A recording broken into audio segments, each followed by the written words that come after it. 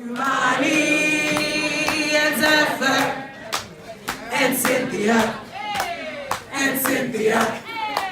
Jumaane and Zephyr and Cynthia. One last time so the Cuomo rally with 10 people can hear you. Come on. Jumaane and Zephyr and Cynthia and Cynthia. One last time. Jumaane and Zephyr and Cynthia and Cynthia. All right. Sweet.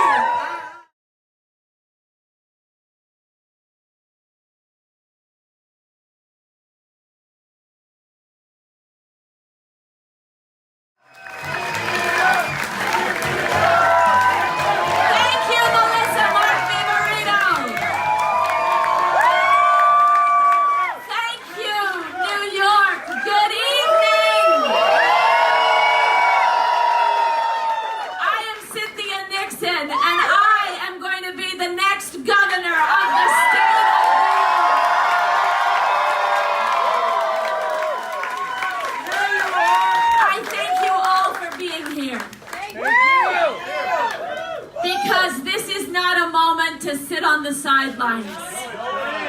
This is a moment to stand up and fight back. And I want to thank Melissa, and I want to thank Danny O'Donnell, and I want to thank so many of the electeds who have stuck their necks out against the Cuomo machine. I want to thank the Working Families Party for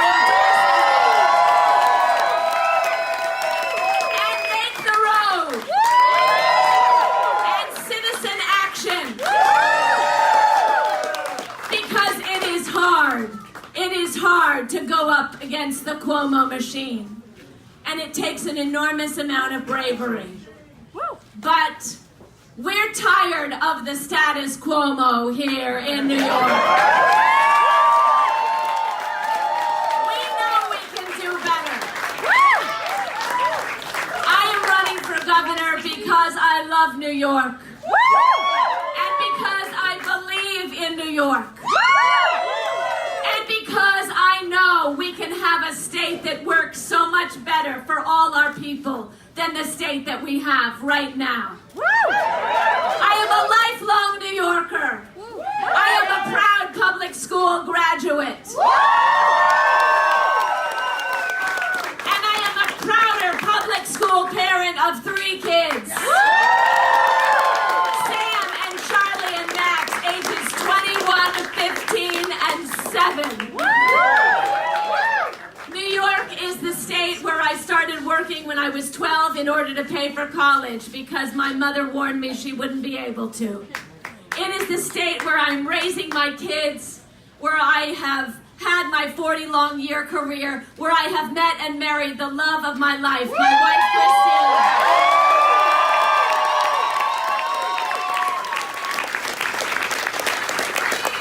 It is the state where we have fought for LGBTQ equality and women's rights and abortion rights. And for the last 17 years, where I have fought for better funded and particularly more equally funded public schools across New York.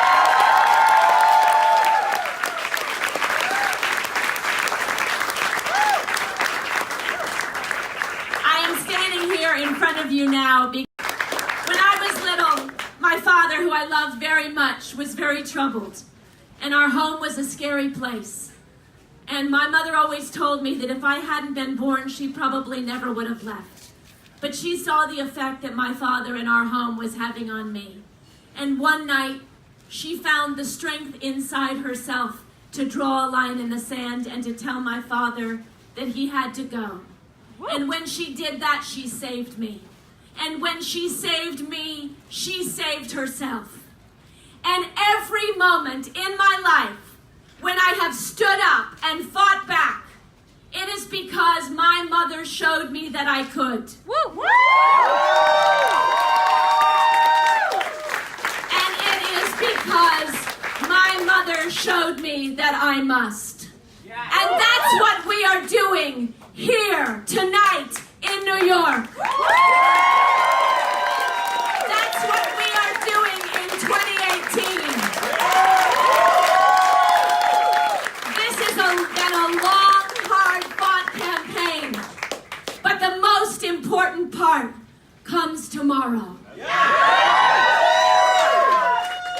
The most important part, and as Nalini said, or Zephyr said, or whoever it was, this has been a David and Goliath battle. But we can win. We can win, and I would not be running if I didn't know that we could win. How do I know that we can win? Because this is a moment in our country's history. A terrible moment with Donald Trump in the White House. But if we approach it the right way, in a progressive place like New York, this is an opportunity.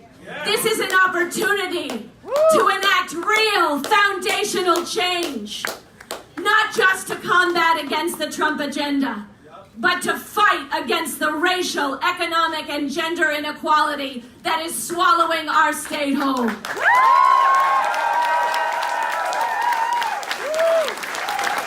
Because he is our governor, and he doesn't want it to be. But we have the most progressive voting base. And what we understand in the progressive movement is that this is a moment to seize. And it is a moment we can seize because this is not just a moment. This is a movement.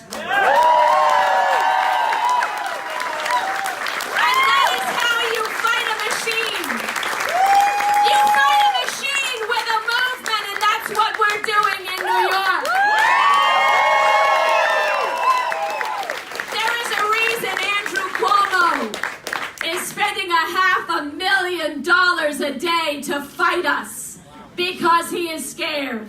He isn't just scared of me. He's scared of Jumaane, and he's scared of Zephyr, and he's scared of Julia Salazar, and I'll tell you, he's scared of those IDC challengers. Because in New York in 2018, we're not going to stand anymore for Democrats who talk like Democrats but govern like Republicans.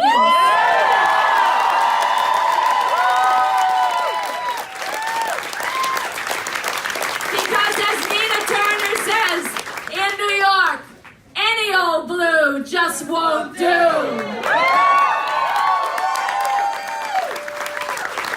We're true blue in New York. We're true blue in New York because we believe in New York. And we know what we can have here. We can have an MTA that actually functions. We can level the playing field for every kid in this state and end the school-to-prison pipeline when we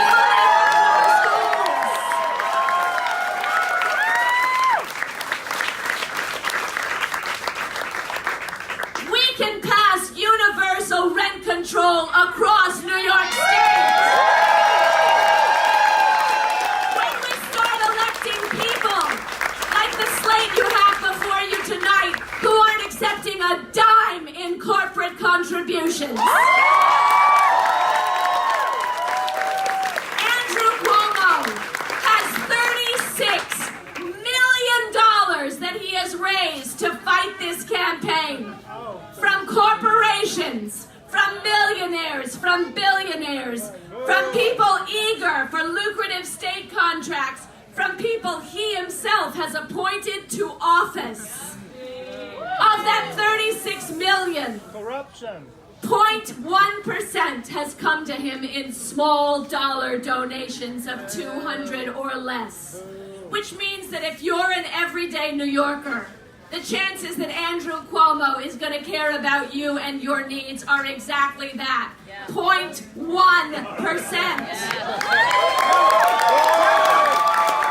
We need a governor who's not accepting any real estate money.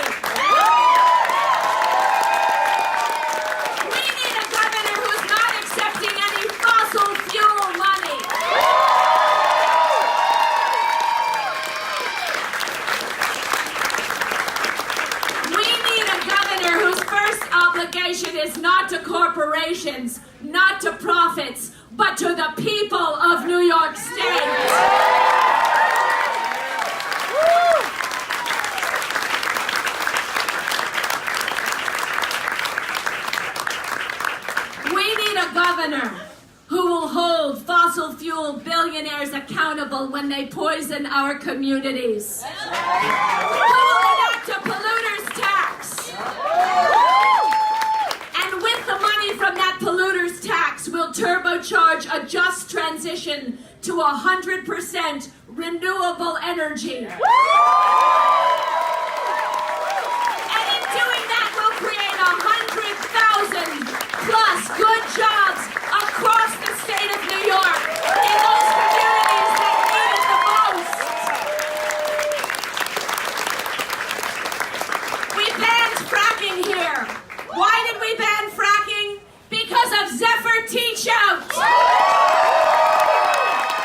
And because of the fractivists who held Andrew Cuomo accountable. But in the 4 years since he's banned fracking, he has allowed such a proliferation of fracked gas infrastructure that we have a frack your neighbor policy here. We need a New York in which marijuana, recreational marijuana, we need to do it first and foremost because it's a racial justice issue. Because people across all racial and ethnic lines use marijuana at the same rates, but 80% of the arrests for marijuana are of people who are Black and Latino. Using marijuana is something that has been effectively legal for white people for a long time, and it is time to make it legal for everyone else.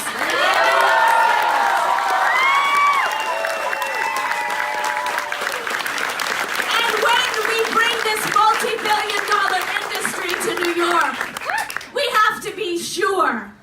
We have to follow the Oakland model and the Massachusetts model and make sure that half of the licenses are reserved for individuals and communities that have been the most targeted and harmed by the racist war on drugs. We have to get those people out of prison who are in jail for marijuana arrests. And we need to expunge their records.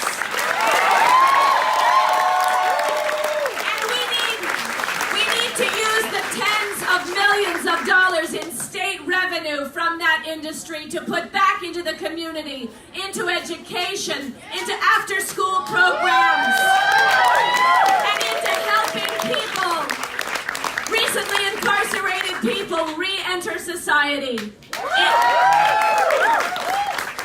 We can't let this multi-billion-dollar industry simply be co-opted by wealthy white capitalists like John Boehner when it comes to New York. We need marijuana equity in New York State, but it is just the beginning of the justice reform we need here.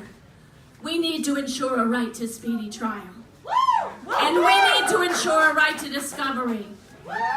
And for Kalief Browder, and for all of the Kalief Browders whose names we don't know, we have to end cash bail in New York State.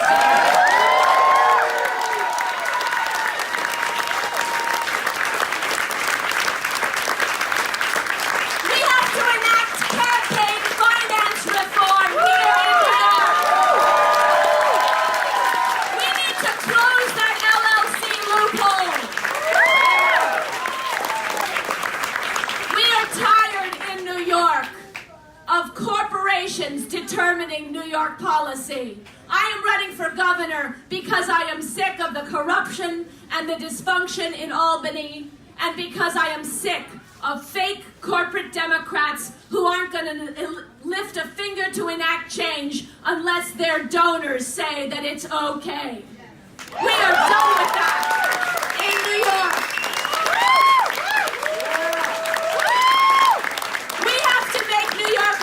Sanctuary state, not just rhetorically. We have to do it with policy. We have to, at long last, pass the New York Dream Act. We have to pass the Liberty Act.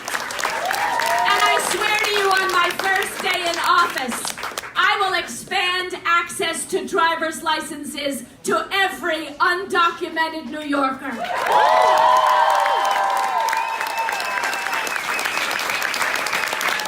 having a driver's license is the #1 way that ICE is coming into our communities and tearing families apart and turning New York into a police state.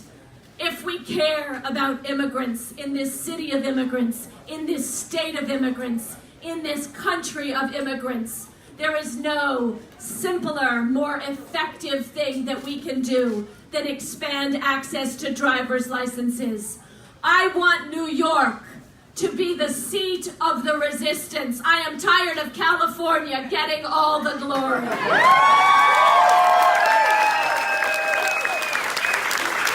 And we can make it so. 4 years ago, when Zephyr Teachout opposed Andrew Cuomo, it's a mistake that's easy to make, believe me. When Zephyr opposed Andrew Cuomo, less than 600,000 people voted in that election. And despite all the hurdles that were thrown in front of Zephyr, she won 34% of the vote.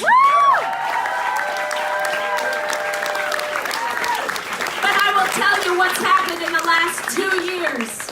In the last 2 years, 568,000 new Democrats have registered to vote in New York State.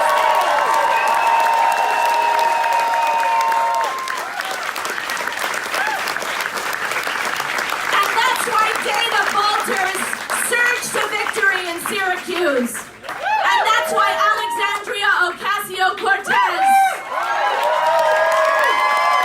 who I was campaigning with in the Bronx just today, that is one of the things that made her victory possible. That and the fact that she spoke out, as this campaign is, about the importance of enacting a Medicare for all single-payer system here in New York. And of abolishing ICE.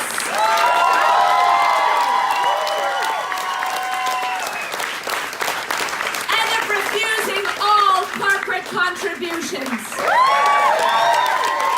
Alexandria showed us that despite all the establishment support, despite the tens of millions of dollars, that when the people come together, incumbents can fall.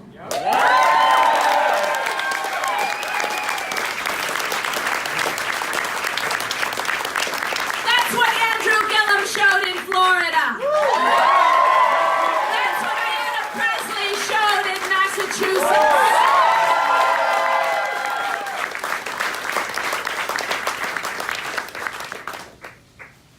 Tonight, when we leave here, after this very inspiring, complete meal of a rally, I want you to go home. And I want you to call or text or email as many people as you have fingers on your 2 hands. And I want to be sure that you make sure that those 10 people are coming out to the polls tomorrow to vote for me and Jumaane and Zephyr.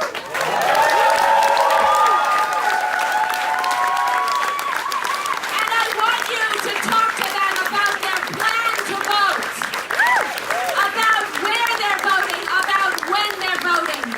Because people vote when they know what time of day and how they're getting there and how it's going to happen. And if you did well with that with those 10, you've got 10 toes too. Try another 10. And I want everyone who can take the day tomorrow to do it. I want you to go out there. I want you to leaflet. I want you to stop everybody you see on the street and say, hey, it's the Democratic primary today. Are you a registered Democrat? Please go and vote because, hey, hey, ho, ho.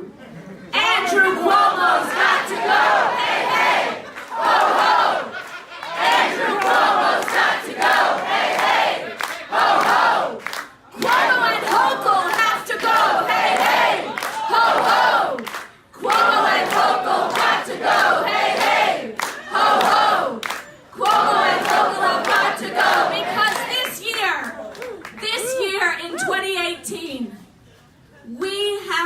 come together as Democrats, and we have to make sure that we belong to a party that actually stands for something, that actually believes in people over profits and believes that education is a human right, that housing is a human right, that healthcare is a human right, that justice is a human right.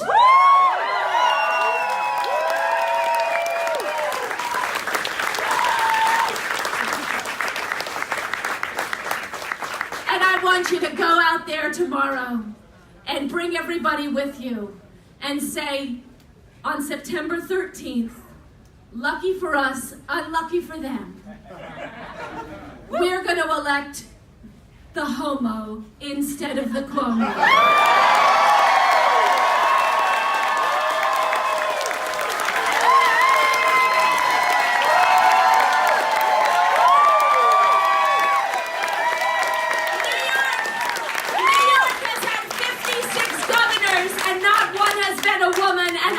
It's time to change that.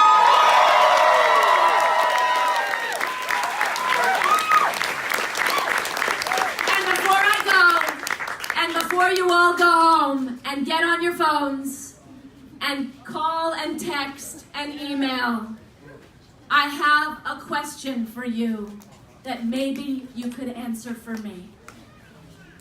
Could you tell me what democracy looks like? Tell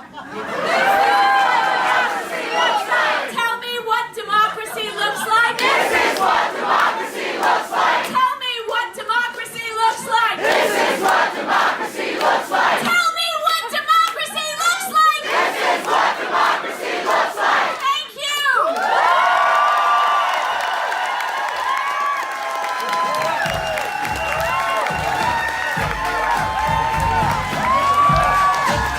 The next governor, lieutenant governor of the state of New York. And also all the other speakers, come on now. Come on. Woo. Yes, it's how we do it. Come on, let's go. Who's gonna vote? Who's gonna vote? Let's who's gonna vote? Say who's gonna vote? Say who's gonna vote? Say who's gonna vote? When you gonna vote? And when you gonna vote? Say when you gonna vote? Say when you gonna vote? Hey ho, hey ho, hey ho, hey ho. Give it up again. Thank you everybody who's come out. There are volunteers that you can sign up with. You don't have to go home. You don't have to get down to the hell.